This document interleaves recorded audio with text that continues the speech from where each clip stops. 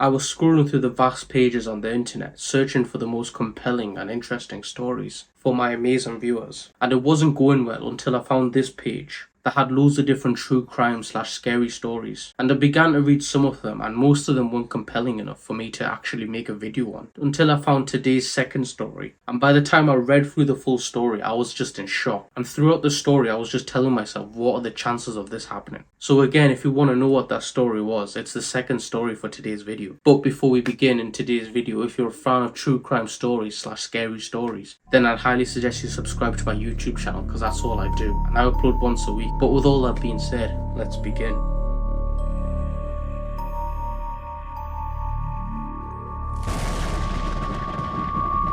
In 1910, there was these miners that were inside of a cave, which the cave's located in Mexico, and to be more specific, in an area called Chihuahua. These miners were of course mining, and they were just persuasively mining downwards, and it wasn't long before they broke through the ground. And they took a glance at this hole and found there was a flooded cavern, and after looking at each other with excitement, they began to pump the water out the cavern. Once the men finally got the majority of the water out of the cavern, the men slowly descended down into the cavern, and right away the men knew that they found something. And what those men found were these crystals, and these weren't ordinary crystals, they were massive. And the name of these crystals are gypsum crystals, which you can only locate these crystals underground. And as the men were looking around, they noticed that these crystals are everywhere, from the roof of the cave to the bottom of the cave to the sides of the cave. But even though these crystals were beautiful to look at, they really did not have the value of a regular gem. And the men weren't really searching for these crystals in particular, they were hoping when they started their mining trip to find some silver. So the men stood in the middle of the cave and were contemplating with each other that is it worth it to take these crystals home, because again they are very deep underground, and to take these crystals out would be quite a chore. So the men decided to discuss what they wanted to do with these crystals, and it wasn't long before they quickly realized that these crystals aren't worth it and let's just leave them here. So they went back up to the ground and told the local authorities that, hey, we found a cave that you should really take a look at, and you should probably also protect this place. And well, that's what happened for multiple decades. The locals in Chihuahua protected this cave and kept it untouched by locking all the entrances up, and people got so used to living next to this cave, they gave it a nickname, which the nickname is the Cave of Swords. Now fast forward to 2002, and two men were inside of a mine that was next to the Cave of Swords. And just like the men from before, they were mining straight down, and they mined so deep that they actually got to the same level of the Cave of Swords. But they didn't really know where the Cave of Swords were, and they didn't notice that they were actually drilling underneath the Cave of Swords. So in an oblivious state, they kept on drilling until they punctured through something, and through that hole it revealed another flooded cavern. Now again, these men don't know that they're under the Cave of Swords, so they're not thinking about crystals or anything that's similar to the Cave of Swords being down here, and they were more on the sides of thinking that this could be a potential place for silver to be in, as again that's what these miners were looking for. And so just like the men before, they began to pump the water out of the cavern, and once all the water was gone, they crawled inside, and when they stood up, they realized that this cavern was massive, with these humongous crystals everywhere. And in fact, these crystals were 10 times bigger than the Cave of Swords crystals. The men at this point were just shocked because they've never seen a crystals this big before, and this cave would actually be known as the Giant Crystal Cave. But just like the Cave of Swords, this cavern would be handed over to the authorities, and you might be thinking that people want to see this cavern with their own eyes, and well, that's quite the opposite. And even though the crystals and the landscape is beautiful, the cave itself is actually a death trap. And I can already guess what you're thinking, how could this be possible? Well, you see, even though the water that was in the cavern had been pumped out, the actual humidity levels in these caves were on steroids. To make it more simple, if you stayed in one of these caves for long enough, your lungs would actually run the risk of filling up with water. So in simpler terms, you would basically drown. And scientists have looked into these caves, and they estimate that if you stayed in the caves for more than 10 minutes, you would essentially drown. And that's if you're not wearing any special equipment. Now let's say you were wearing special equipment that was pumping dry air into your lungs. You would also have a high chance of still dying because of the extreme heat in these caves. These caves can actually go up to 130 degrees Fahrenheit. So combined with that enormous humidity and the absolute high temperatures, and also not to mention the tight spaces that are in the cave, even though the cave's massive, to get inside the cave is quite tight. So with all that together, you're basically in a death trap. And the only people that go into these caves are scientists that wear special equipment.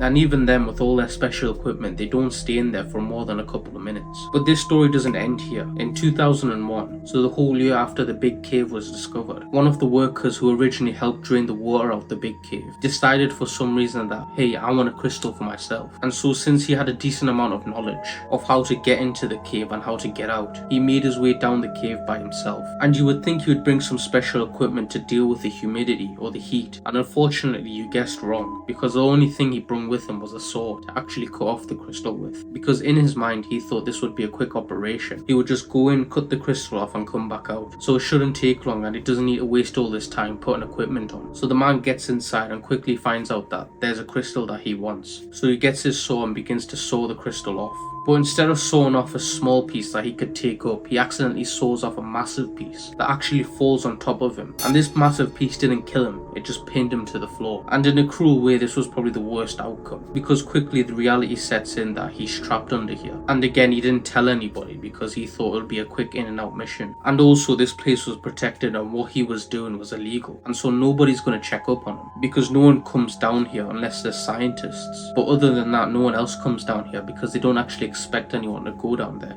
A couple of days later, researchers would go down to the big crystal cave, and they discovered that worker with his body still pinned to the crystal. It was unclear if he died drowning or being boiled alive, but either way he was deceased. And to this day, the big crystal cave and the Cave of Swords are strictly off limit for the public. On a cold day of July 11th, 1999, a 17-year-old boy named Thomas Nazaru was in the midst of a month-long mountaineering course in Alaska. Thomas always wanted to be an independent human being that could essentially just get up randomly and go to the mountains. So he decided to take this course. But he wasn't alone though. He was also joined by 10 other students that had the same mindset. And these students were accompanied by instructors that knew the mountains ins and outs. And while all these people had been hiking for about 26 days at the time, and they'd hiked over several different peaks, and so the instructor knew that it's probably best to take a break and take a decent amount of time on this break so the students could sit down and rest up properly, because before this the students' breaks wouldn't last long. Most of the times it would last a couple of hours and they would set off. So they would go to the glacier that they were going to hike next, and at the base of the glacier they all sat down and began to camp up. But before they all got comfy, the instructors knew that they needed to give their special reward out to a couple of exceptional students that have been working hard over the past days. And well, what was that reward? The reward was when everyone sat down and began to camp, a certain select of students would get chosen and they would go ahead and hike on their own for the last couple of days. So the instructors got up and began to eye up everybody, who were also eyeing up the instructors as well, because let's be honest, all the students wanted that honor to go up by themselves. And so the instructor chose a couple of students, and one of them was Thomas. And once the students were announced, they began to go up and everyone else would stay down and begin to rest. The students that were chosen to go up ahead, they went ahead and they would meet up with everyone at the end of the trip. So as Thomas and the other students kept walking up, they felt really proud and excited that, hey, we've been chosen to hike independently. So they began to walk, and about the 3-mile mark was when they found this area that was completely flat. So the students decided that let's set up camp for tonight here. So they all began to set out their tents and lay out their sleeping bags. And once when everyone was finished with their tents and their sleeping bags, they realized that they needed to stock up on some water. And at this point everybody was a bit tired from the walking and setting everything up, and the students were a bit hesitant on volunteering to go and get some water. And Thomas could see that, and he decided that, hey, I'll go up and go get some fresh water for us. So everybody in the group let out a big relief and started thanking Thomas, because none of the students again wanted to go out and look for some water. Thomas instinctively laughed and told them that it's no problem, I could use the extra steps anyway. So they all began to laugh together, and Thomas grabbed his pot and began to find some water. For this part, I need to give you a better explanation of where Thomas was going. You see, the tent layout was basically like a circle, more like a semicircle, and everybody was facing Thomas. So Thomas walks forward and he's still in sight until he takes his turn behind the ice wall and he's out of view. And after a while of the students talking to each other, they realized that Thomas hadn't came back yet, and they started to get worried that maybe Thomas got lost or even worse, hurt. So all of them got up and began to walk to where Thomas headed, and they got to the ice wall and turned to the left where, Thomas actually went. And when they got to this corner, they all just let out a big gasp, because the thing that they were met with was an ice wall about 100 feet high. and on the left and the right was the same. The ice wall was a bit far away. So as soon as the students got around the corner, they instinctively looked up and they realized that Thomas couldn't be up there because it's too high. So the group's pretty confused, because if he's not behind this wall that we literally saw him going, where is he? But suddenly one of the students starts to shout, "I see a pot." And at this point all the other students were facing away from the ice wall because they're trying to figure out what was going on. And as soon as they hear that, they all turn around and they notice that all the way in the distance they can see Thomas's pot just popping out from the snow. So all the students began to walk to Thomas's pot. So they're walking slowly until they get pretty close to the pot, and they all freeze because they finally solved the little mystery on what happened to Thomas. And instead of investigating a bit further, they decided that we need to turn back right now, and they began to walk even slower this time back to where they came from, because they knew that where they were was very dangerous. Once they got away from this wall and around the corner back to their camp, they began to make a rush for where the instructors were, and they quickly got to the instructors and they told them that this is what we think happened to Thomas. And so obviously the instructors were horrified and they rushed towards the camp where the students were, and quickly they went around that corner. So the instructor began to walk slowly towards that pot and immediately knew that there's nothing we can do to help Thomas.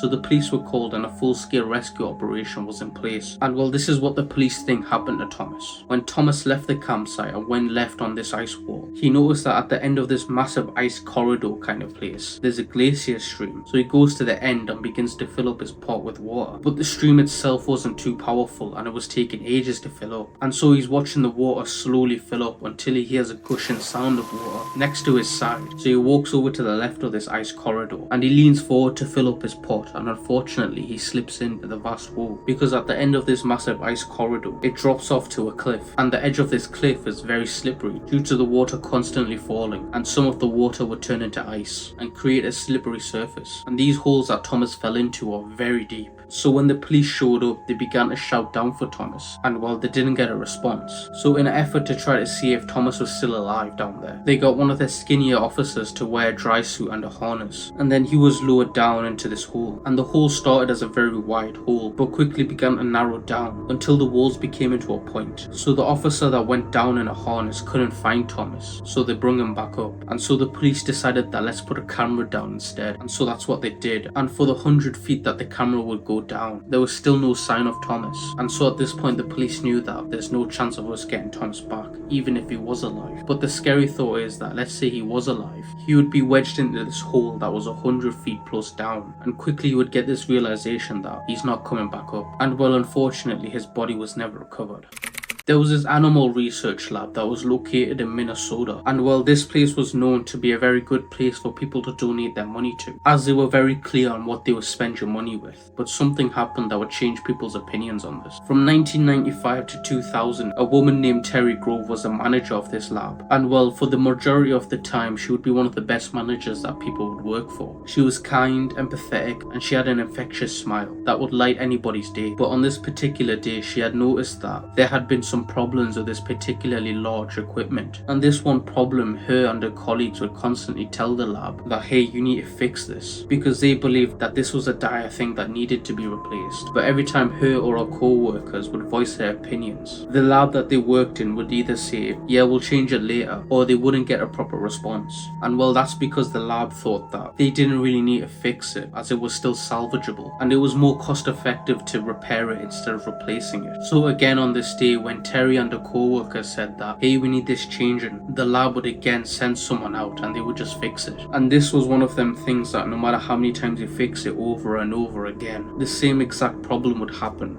But again, the lab didn't care. So even though Terry constantly kept voicing her opinions, she knew that her co-workers were slowly giving up, and she knew that they accepted that we just need to deal with this problem. So skipping forward to 2004, and Terry had just left this lab, a 31-year-old woman named Tracy Collin got a job at the exact same lab as a veterinarian technician. And Tracy was a die-hard animal fan, and anytime she could, she would spend time with animals. But she was a die-hard football fan and a hockey fan as well. And in October, she had married the love of her life. So at this point, everything was going well for her. And less than a month after her wedding day, she was in the lab finishing up some small things for the day. And she was excited to go home because everything in her life was perfect. She had the best job and she was married. There's nothing more she wanted. And she thought to herself that nothing could go wrong now. So she does a 180 on her chair and grabs her equipment that she needs to sterilize. She slowly walks into the faulty cleaning machine called the autoclave, which if you don't know what an autoclave is, it's basically a massive version of an oven, and what it does, it uses superheated steam to sterilize equipment and other objects inside of it. And again, since the autoclave was massive, workers could open the massive door and go in and out of it, and well, that was the issue, the door itself to the autoclave. You see, the door would actually close by itself, and once closed, the suction of the door would actually keep the door shut. And so if you were unfortunate enough to get stuck inside, you basically were stuck, and the only way to get out would be if someone was on the other side of the door and they would be able to open it. So this was the issue, the door itself, and it was a massive hazard. And well, since the lab didn't want to replace the machine, the staff were forced to prop something on the door so the door wouldn't close. And well, for some unknown reason, Tracy didn't use anything to prop the door open so it wouldn't close back on her. Maybe she thought she was going in and out and she wouldn't need anything to hold the door. So when she went inside the autoclave, the door automatically shut behind her, and again the suction would stop her from actually opening the door from inside. And to make the situation even worse, the machine was actually already on, and the steam cycle would actually start to begin, and that meant nobody knew she was stuck inside. And no matter how loud Tracy banged and kicked the door, or even screamed, nobody could hear her. And so eventually the autoclave would get excruciatingly hot, and steam began to get pumped into the room all over Tracy. And when eventually her co-workers found her, she was actually somehow alive, but unfortunately she would die 24 hours later due to her steam burns, and the lab would actually get fined $75,000 for their negligence and for their part of her death.